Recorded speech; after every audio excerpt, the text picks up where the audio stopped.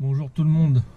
Aujourd'hui, on est à bord d'un Dacia Duster pour un problème d'embrayage. Donc, on va déposer la boîte et puis on va voir l'état de l'embrayage. Et je pense que la vidéo sera faite en deux parties. Donc, j'ai déjà mis le véhicule sur chandelle. J'ai déjà retiré les roues. Et il n'y a plus qu'à déposer. C'est parti. Donc on va commencer par se faire de la place, hein. On va retirer la batterie et puis tout ce qui est à côté.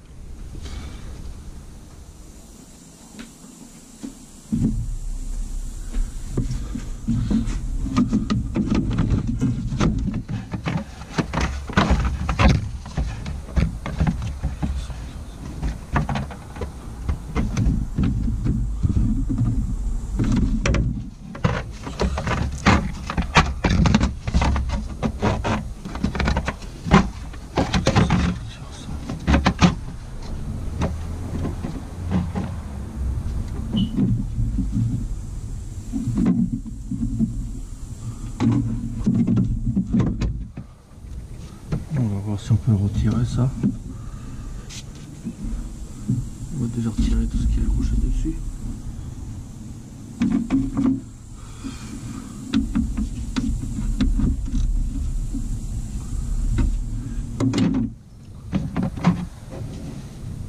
Ça s'enlève pas, ça fait partie du châssis. Ça me fait chier.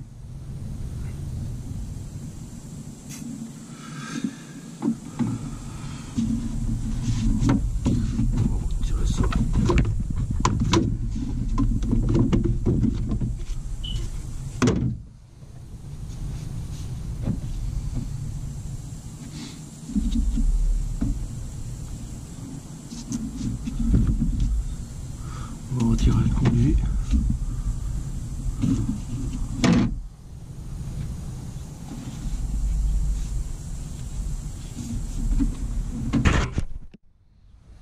Je vais retirer la vis du conduit qui se trouve là.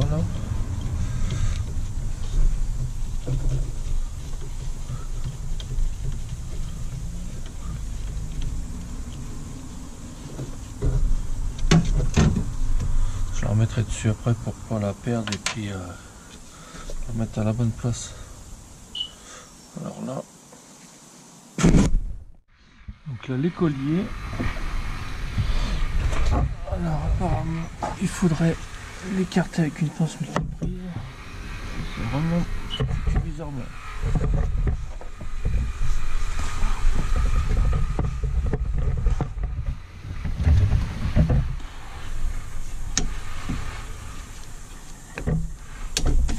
Voilà.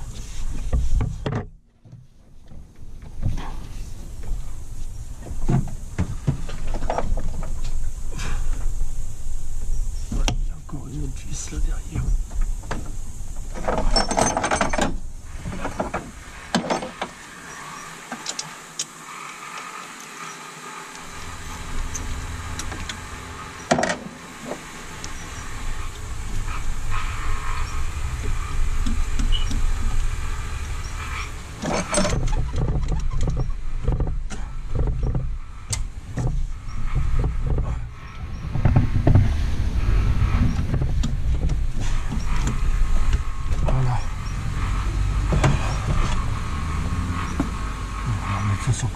l'instant.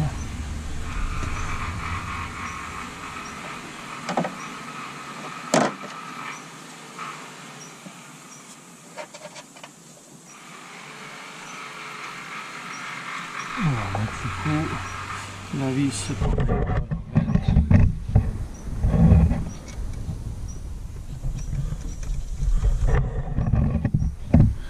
Voilà, ça c'est fait.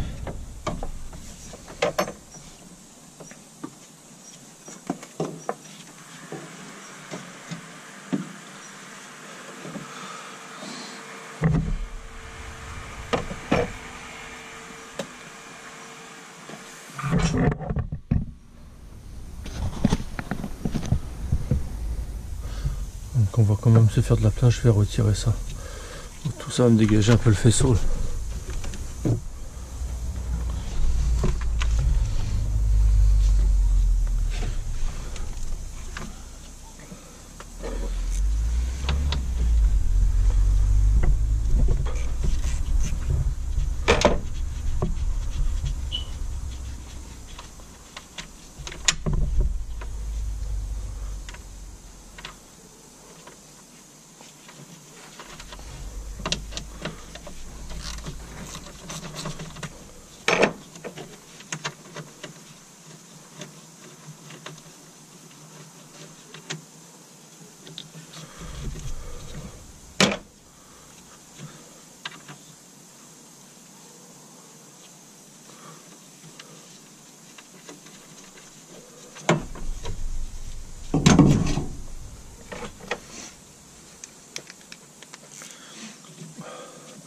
Donc je remets les vis dessus, ça m'évite de les chercher quand on ne connaît pas.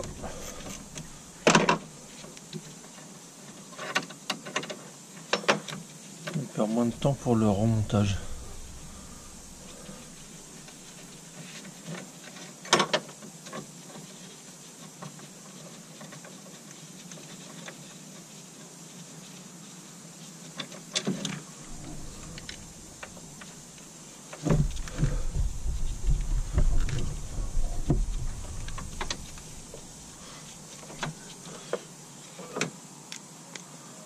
On va retirer le calculateur.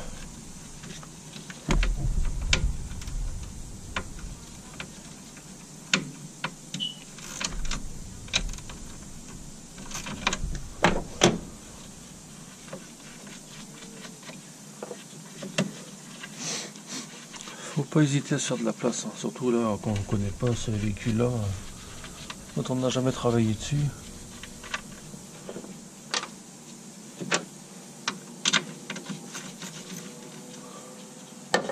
Donc ça c'est pas la peine d'essayer de l'enlever, hein, ça fait partie du châssis. Hein.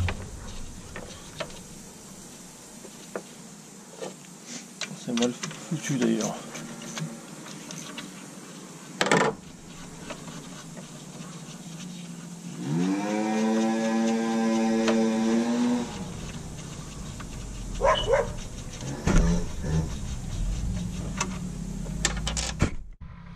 Voilà. Il y a encore une en bas. Qui est par ici là. Pour dégrafer les prises, il y a un téton là, on appuie dessus. On appuie sur le petit téton et la languette vers le haut. Et ça se débranche comme ça. Voilà. C'est pareil pour là. Voilà.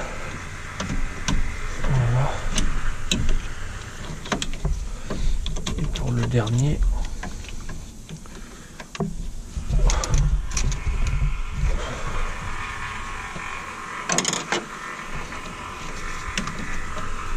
Voilà. Ça c'est fait.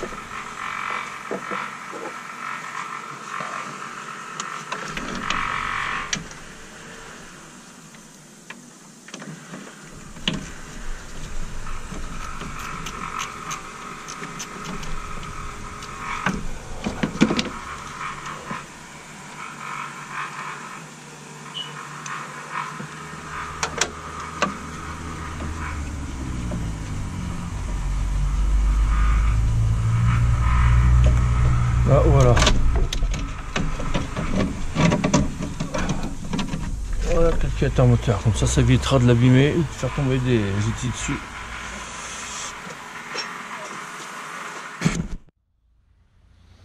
On va remettre les écrous.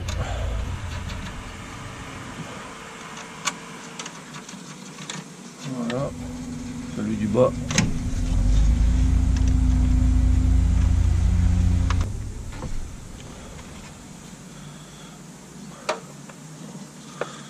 On va dégager.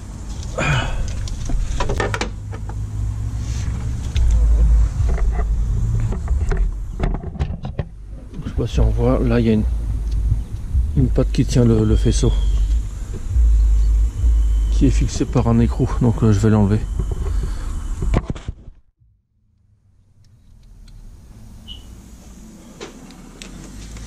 Donc là on va retirer le bocal pour le mettre sur le côté.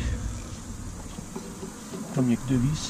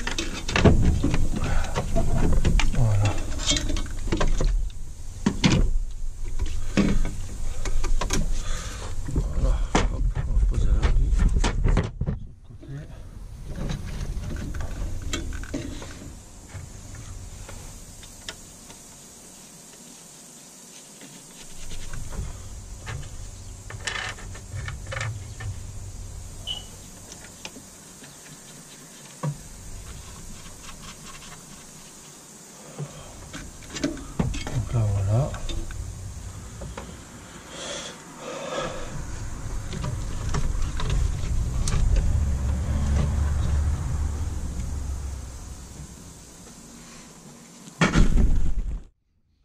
Maintenant, je vais retirer cette patte là. Maintenant, je vais dégrafer les câbles sur la boîte. Donc moi j'utilise une clé de 13 plates. On se met entre les deux. Si on a bien vu comment on fait. Entre les deux et puis on fait levier. Normalement ça s'enlève. Pareil pour le tout bas. Voilà. C'est fait. Maintenant je vais retirer. Là il y a une vis. Enfin il y a un écrou. On va desserrer l'écrou, on va retirer le goujon. Après il y a une autre vis qui est ici, ou une tournevis. Il y a celle-ci, il y a celle-là. Après il y en a une autre. Il y en a une autre. Il y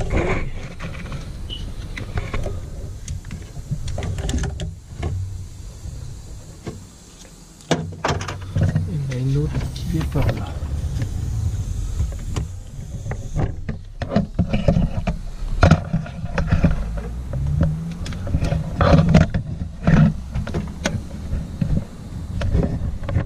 J'espère qu'on va arriver à la voir.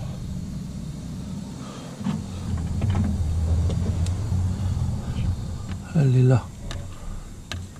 Ici.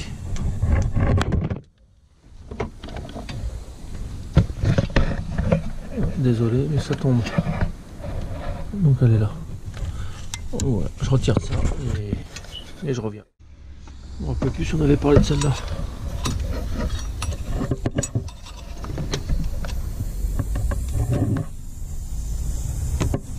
Ça doit être les 3 vis du démarreur. 1, 2 et 3, je pense. Maintenant que j'ai retiré les vis de boîte que j'ai énoncé, il y a les deux prises, là, deux connecteurs. Je pense qu'on arrive à voir. Voilà. Là, il y a une prise qui est sur la boîte. Voilà. On a une. À quoi ça sert? Et puis là, il y a la prise du tachymètre pour le compteur de vitesse.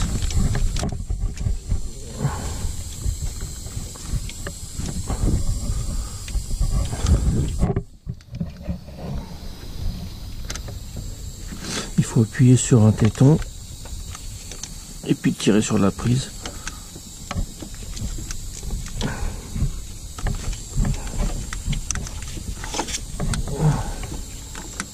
La languette, elle est là.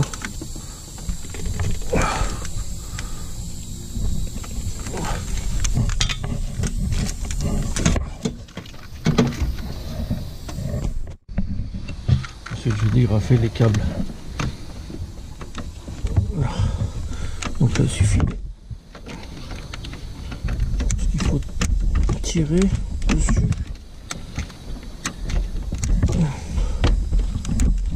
Voilà.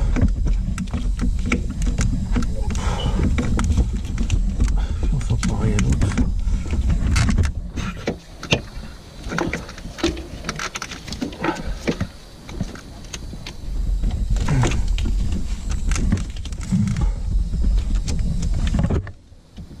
Bon, on fait les deux mains. Alors pour enlever le goujon, là, avant il fallait en mettre deux écrous, les serrer pour pouvoir enlever le goujon entièrement. Bon bah maintenant il y a des empreintes au bout. Donc là j'étais serré l'écrou de 13 et je vais mettre mon empreinte.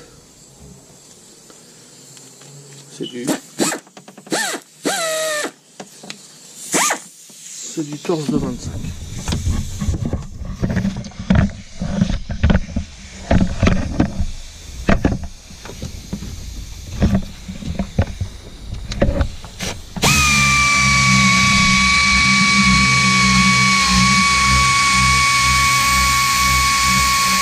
Voilà.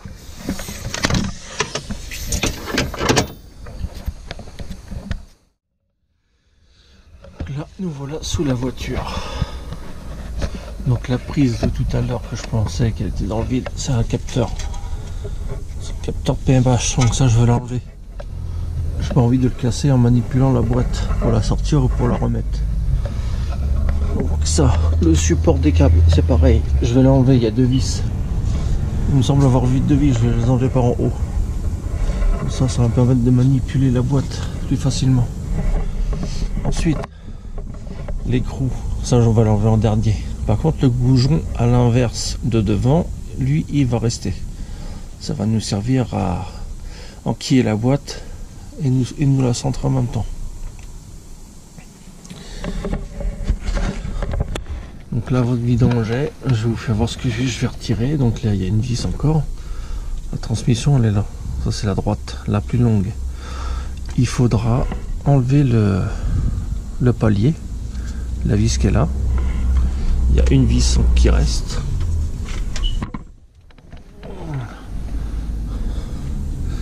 Donc l'écrou. 1, 2, 3, 4. 4 vis. Le tuyau, on va l'enlever. Il y avait quoi d'autre? Il y a le support qui va partir aussi. Et puis il y a le câble de masse. Il y a le contacteur de marche arrière qu'il va falloir débrancher. Je vais faire maintenant. Voilà. Et j'ai vu qu'il y avait un câble de masse à retirer. Qui se trouve ici. Au bout de mon doigt. Là. Voilà, ici.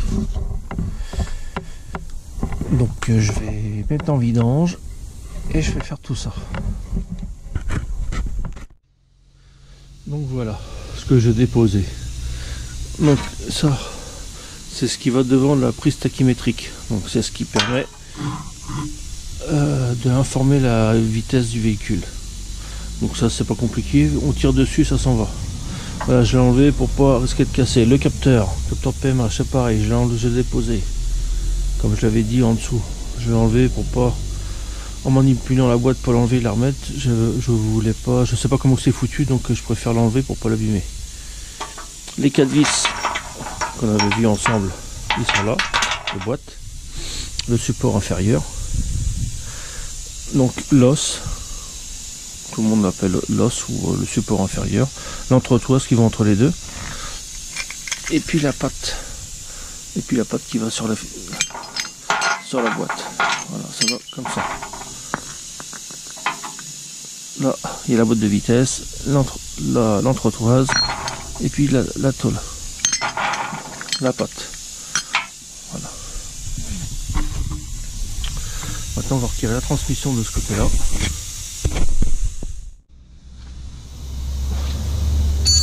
On va retirer la tôle.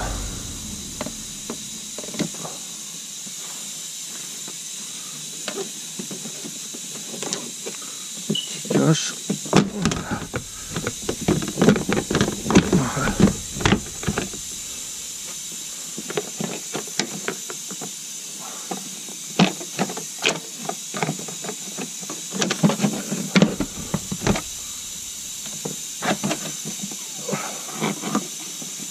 Voilà, c'est un prisonnier, et un papillon en plastique.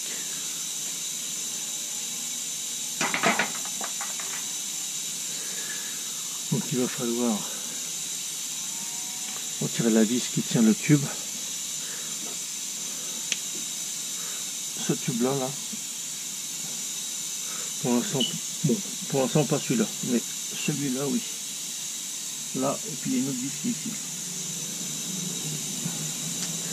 On va retirer la transmission, donc on va retirer les deux vis. On va retirer le faisceau pour pas tirer dessus. L'écrou central du cardan. Ça on arrive à voir. Celui-là. Et puis normalement ça devrait partir. Voilà, ça va se redégager. On va retirer ça aussi pour pouvoir que la boîte elle vienne.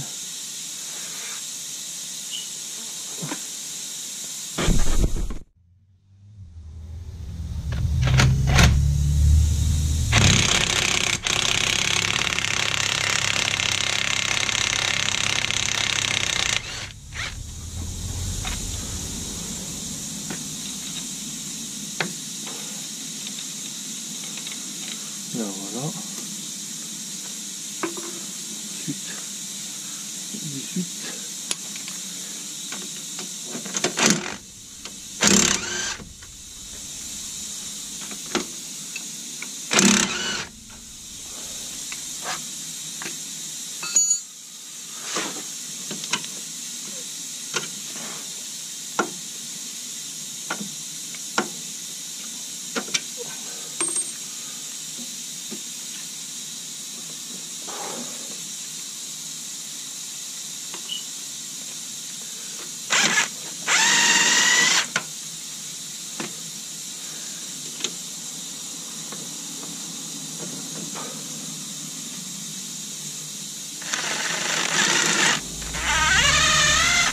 Voilà.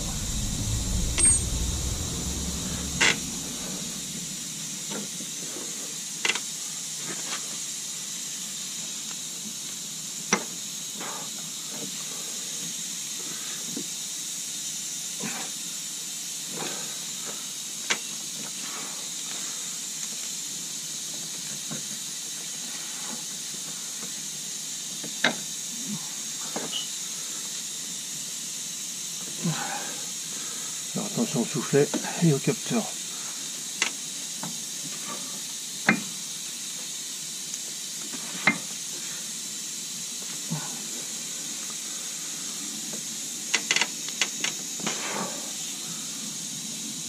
Voilà.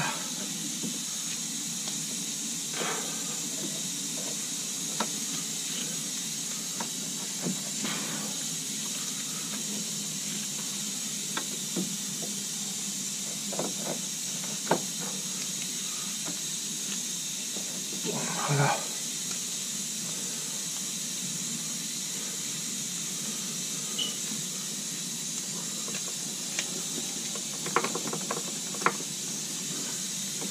Il va falloir que je le... avec une barre que je fasse levier là-bas.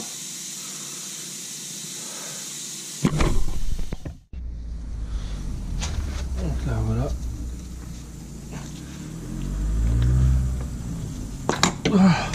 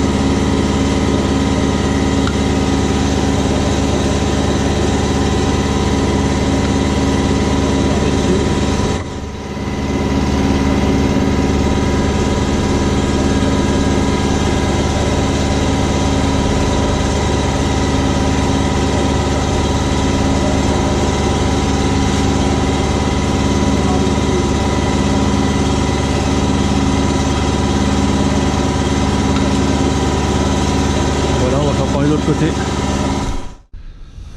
Donc, comme tout à l'heure, on va faire pareil pour enlever la transmission droite. Par contre là je vais retirer la rotule de direction, on l'a déboîté.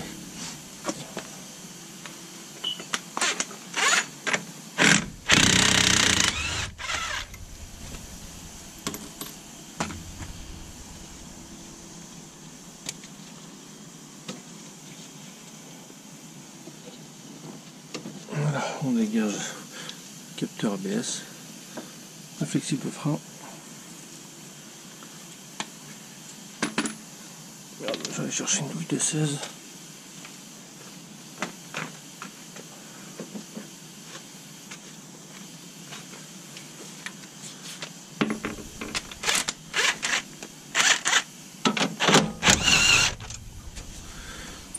Donc moi je laisse l'écrou dessus et je mets un coup de marteau là.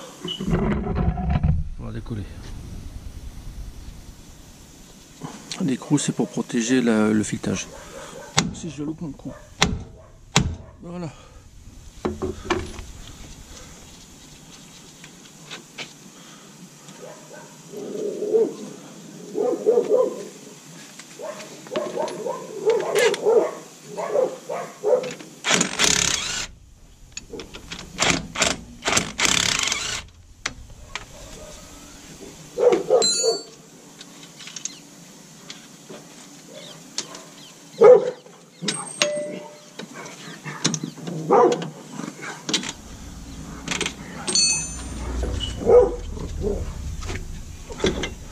Voilà. Bon, je vais faire pareil. Avec un grand levier, je vais aller déboîter le cardan à bord de la boîte. Donc petite astuce, si c'est dur à sortir, plutôt que de tirer dessus et tout arracher, on peut s'aider d'une barre et puis taper là sur le cardan. Comme ça abîme rien.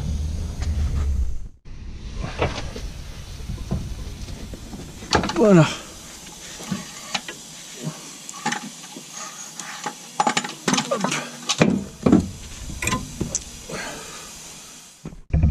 Donc voilà, il n'y a plus qu'à retirer le support de boîte. Donc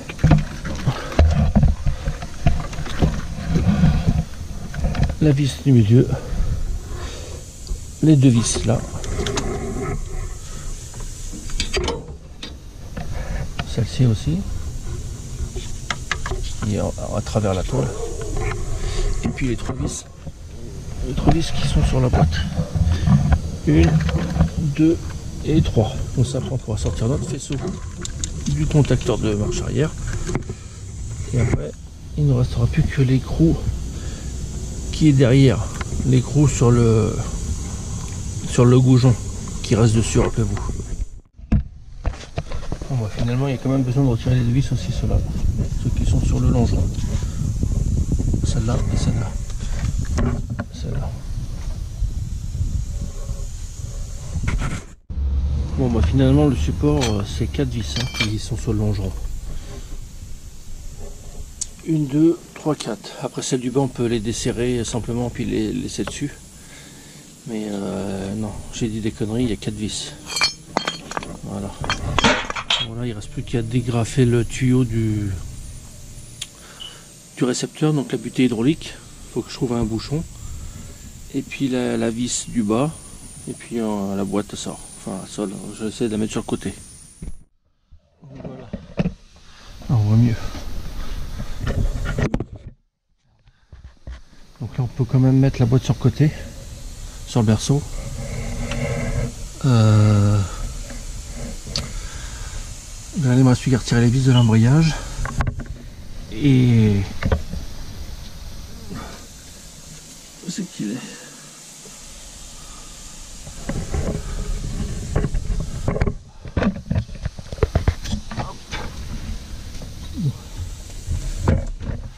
Bon, pour info, j'ai retiré le goujon qui est là-bas au fond. Parce que ça gêne.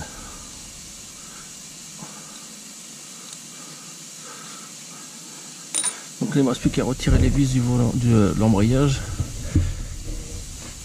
Et hop, ça descend. Voilà, il ne reste plus qu'à retirer la butée hydraulique qui tient par deux vis.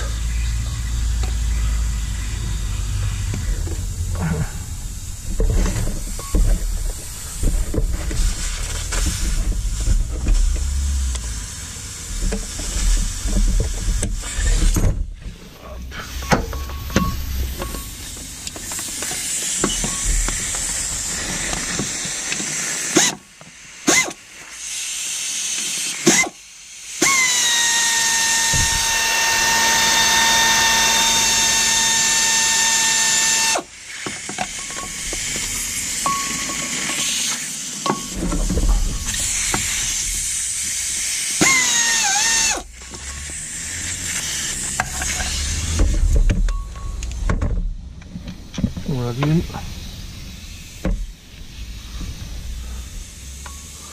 Et l'autre elle est au-dessus.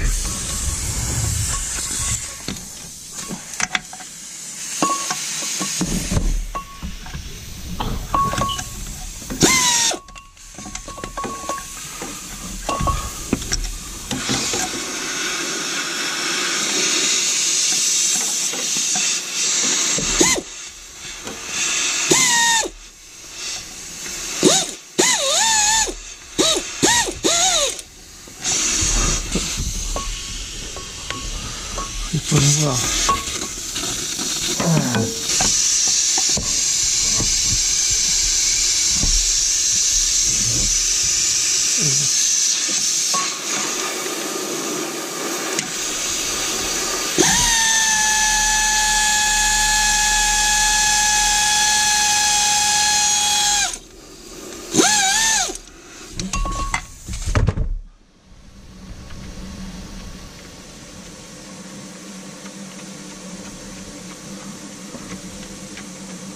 Voilà.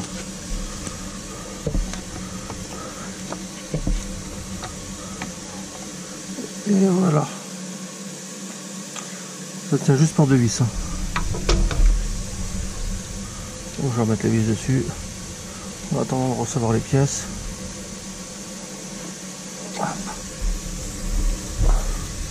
Et la butée, on va la remettre sur le tuyau. Comme ça va éviter que ça coule. Voilà. Et la butée, on la remet là. Voilà. Hop.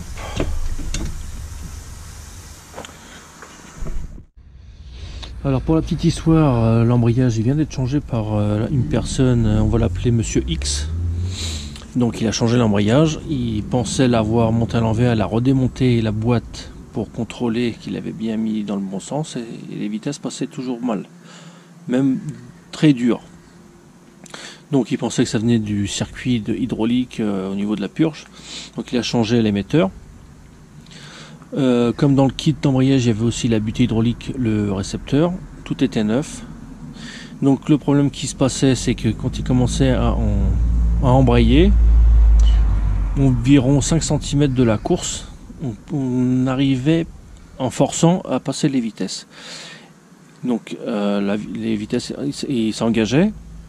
Par contre si on continuait d'appuyer c'était très dur. Et là, on commençait à... comme si que la voiture elle avançait, comme si qu'on débrayait en fait, en finale. Mais en appuyant au plancher. Et là, je pense que je me suis renseigné. L'embrayage, apparemment, c'est pas le bon. L'embrayage ou la butée. Et là, on voit bien